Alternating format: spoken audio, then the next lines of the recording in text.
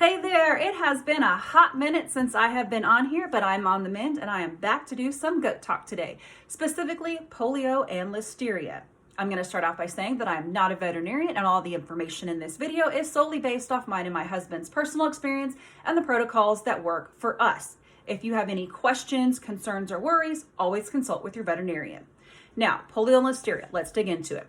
Symptoms of polio and listeria are basically the same thing, so I treat for both. The symptoms are pressing their head because they've got a massive headache, grinding the teeth, stumbling. They might act like one of their limbs or their legs are numb.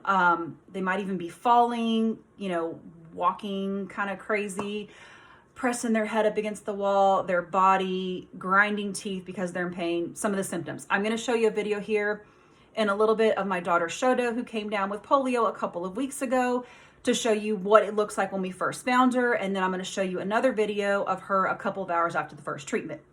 So listeria is an infection of the brainstem. So if you've got swelling in the brainstem, you're going to have a headache. It's going to throw off anything neurological. Polio is a disruption of the thiamine production in the gut.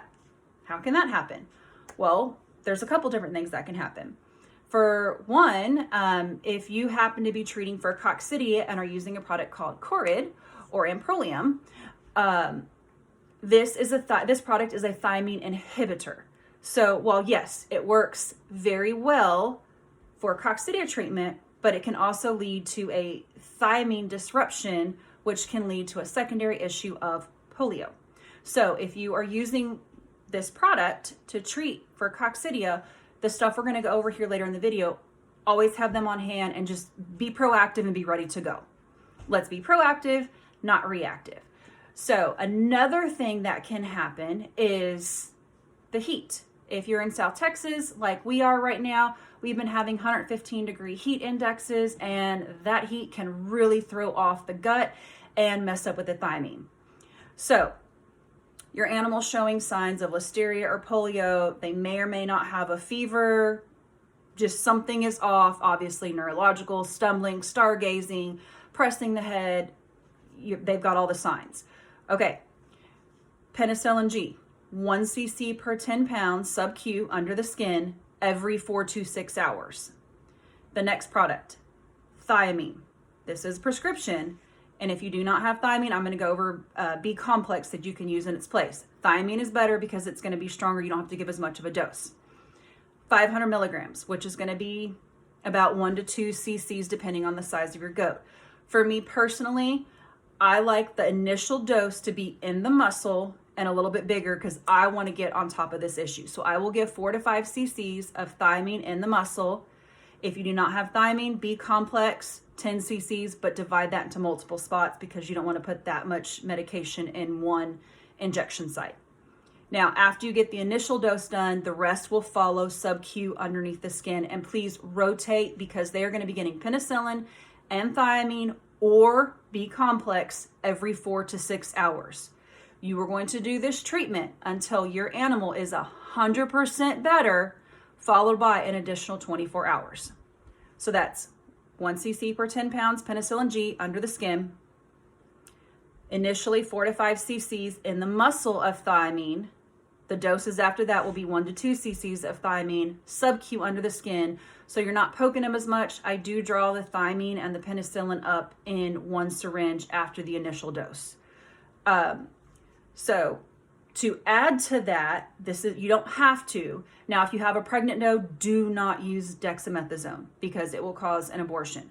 So dexamethasone, the 2 milligram, not the 4, the 2, this is going to be for 6 days. Once a day in the muscle, you're going to do 6 cc's per 100 pounds on day 1, 5 cc's per 100 pounds day 2, 4 cc's per 100 pounds day 3, and then so on. You're going to drop 1 cc of dex every day until you're down to 1 cc. Now, and like I said, this is per 100 pounds. So if you do not have dex or your animal is pregnant, even though this does typically occur more in younger animals, it can happen in older. But if you don't have dex, or like I said, your animal's bred, you can use banamine. It is 1 cc per 100 pounds. I give it sub-Q under the skin for 3 days. So now I'm going to show you a video of what my daughter's show doe looked like when we first found her. So you can see, like, this will give you an idea of symptoms you could possibly look for. Now, some goats will have less symptoms, some can have more, but like I said, early detection is possible. This doe in particular, we fed at night. She was completely normal. I go out that morning and this is what we found. And here's the video.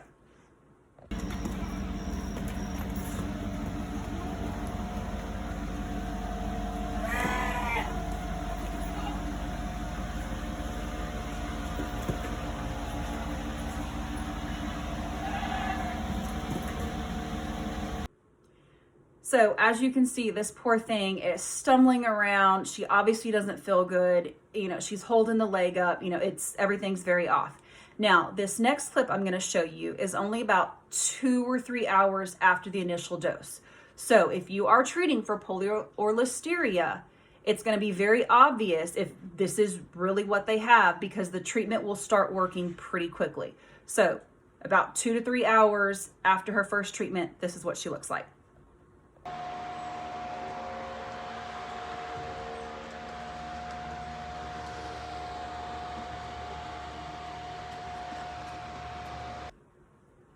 Making some big improvements there. Her walk's getting better. You know, she's obviously not 100%, but a huge improvement from a few hours earlier. Now, this doe in particular was improving very quickly. So she ended up, within 24 hours, she was completely back to herself. So I followed up with another 24 hours of treatment. So she got 48 hours of treatment total. I've had one about 8 or 9 years ago that I did have to treat for almost 5 or 6 days total. She did pull through. She's out in the herd producing babies for us every year. So every animal is different.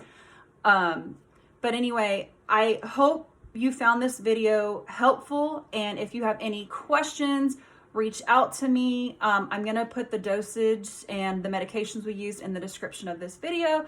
So I hope this helps you. I hope it can help you save one of your babies. Actually, I hope you never have to deal with this. But in the case that you do, I hope this video finds you well. You guys have a blessed day.